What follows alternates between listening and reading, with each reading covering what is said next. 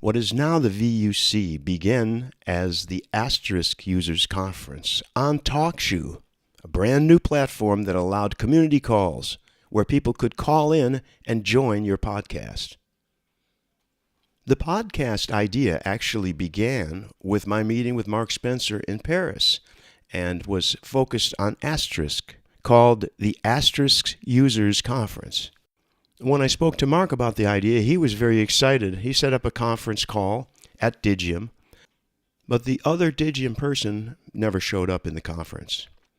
Since we were Asterisk-centric in 2007, here's some of the topics: the new Asterisk book by Stefan Wintermeyer, speech recognition with LumenVox, J. Phillips Dirgen, Mark on the appliance, that was an exciting development, and other news, mostly around Asterisk.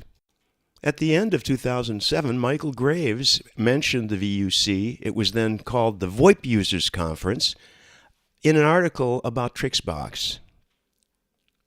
This must have been around the time that we got an actual WordPress website going in typical 2007 style.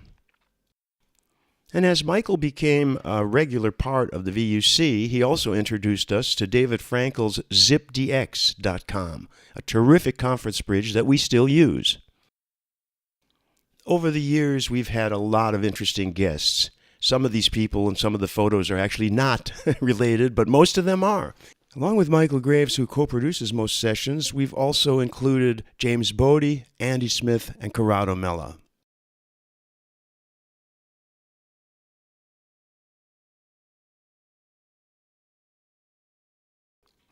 We work with important companies like Counterpath and given them feedback and participated in beta programs. The Jitsi project was a SIP communicator, and we've worked closely with Emil and the team to help them develop Jitsi Meet. And we've had guests like Twilio, which of course has gone on to do big things, as everybody knows. With the advent of Google's Hangouts and then Hangouts on Air, we found it possible to stream video live, and that's what we've been doing for about 300 sessions. The VUC would be nothing without people, though. And we've had some very, very impressive names join us. One of these is Dr. Paul Vixie, who will be returning next year with us. He developed a lot of what you know as DNS today and bind. Approximately 37 emails were needed to get a hold of Dr. Richard Stallman, who also joined us, and we had a terrific session with him.